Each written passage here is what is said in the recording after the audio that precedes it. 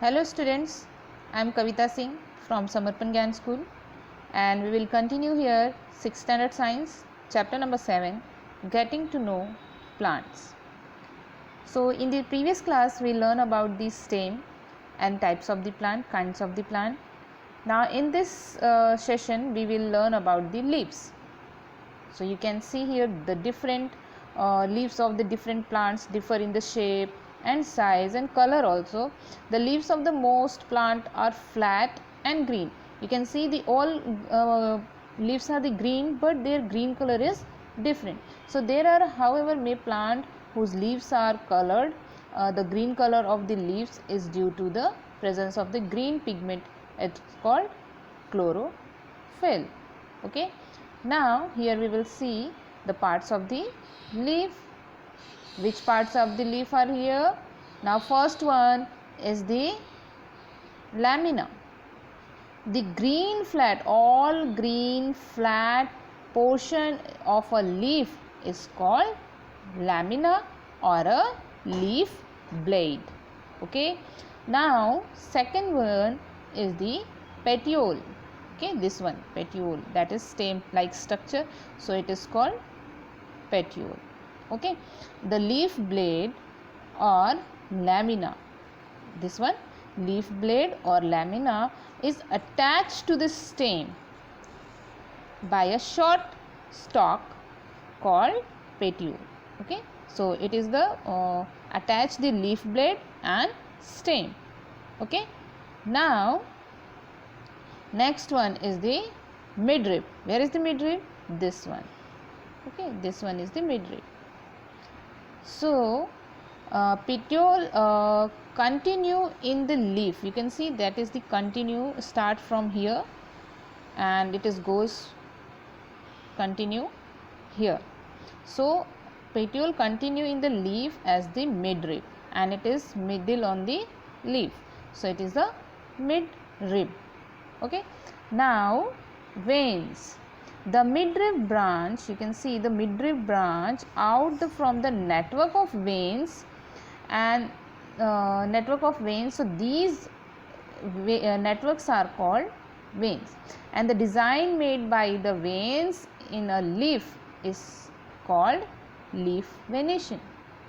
The arrangement of vein in a leaf is called leaf venation, and you can see the different leaf venation in this picture. In this picture you can see their leaf is long, so it has a parallel venation because all veins are parallel to each other and the venation is called parallel venation. Now in the second one, if the design is net like, you can see there is the net like structure. So a net like on the both side, in the front side, in the back side. So this venation is called reticulate. Okay, so this type of venation is called reticulate. Now you can see here the difference between the leaves, that is the venation. Is in this type of structure leaf is have a venlets, means reticulate venation. Okay, and here is the parallel venation.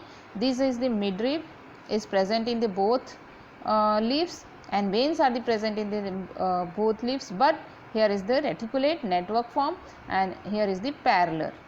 Okay, so this is the difference between, and this type of leaf is found in the monocot plants like maize, paddy. Okay, and this type of venation, this type of leaf is found in the dicot leaf dicot plants like mango, peepal and etc. Okay, so these are the two type of venation of leaves. Now next is the transpiration, that is the function of the leaf. Transpiration. What is the transpiration? Transpiration is the process through which plant release the excess water in the air, and when the water travel via the stem to the leaf. You can see that water is traveled from root to stem and stem to leaf. So some of it gets used up to prepare food, while the excess water is converted to water vapor, and due to the presence of the sunlight. And the transpiration is important for the plant as it helps the plant cool down. In the absence of transpiration, what happens? In the absence of transpiration, the temperature of the leaf become ungranulated, which may lead to evaluate death of the plant. So how can we understand that leaf plant lost water through leaves?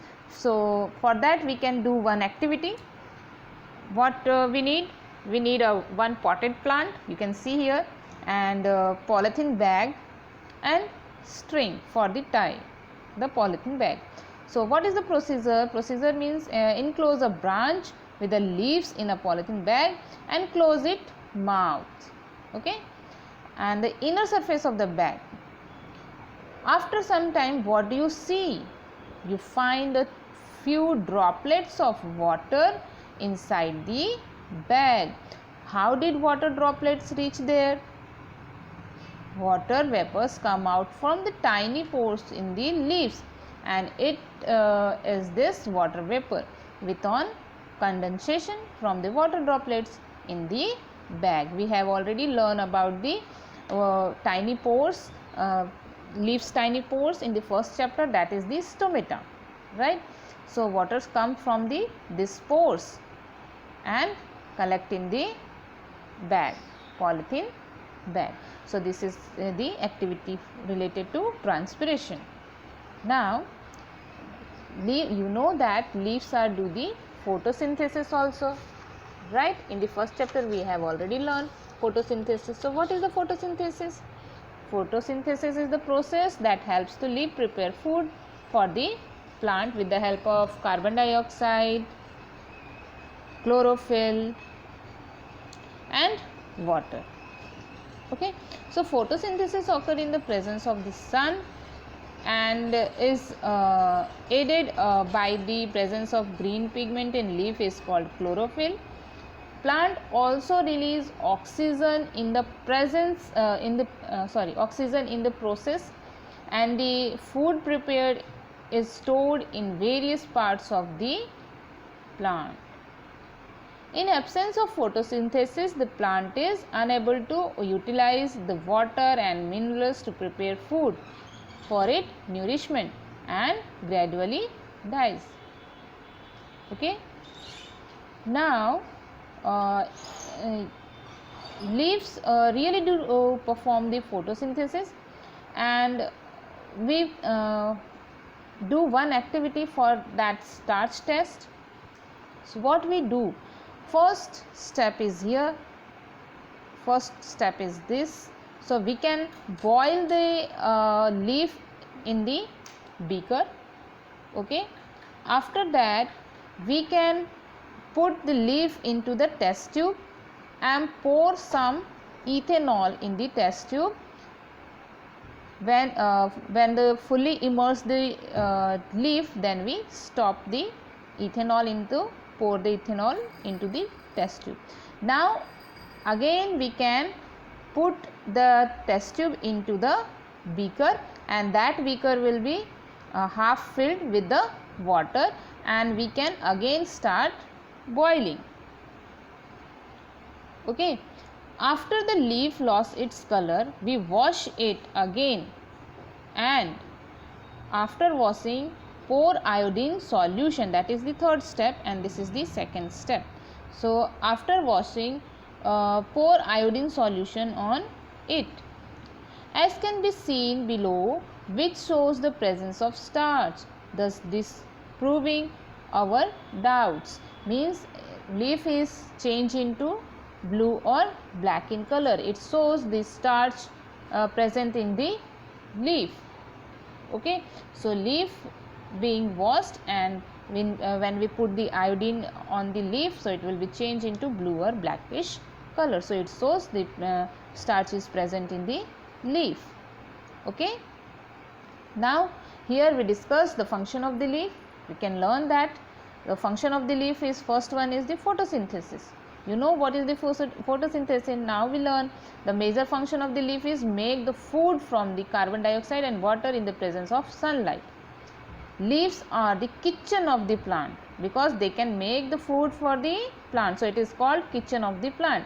Now second one is the transpiration. Transpiration means loss of water from the leaves. Okay, and transpiration help in maintaining the temperature of the plant. Now third one is the respiration. Respiration during night when no photosynthesis take place, the plants breathe in oxygen and breathe out carbon dioxide through leaves. So this is the function of the leaf, and this is the we can understand these things. So today's topic is finished here. We will meet into the next class. Bye.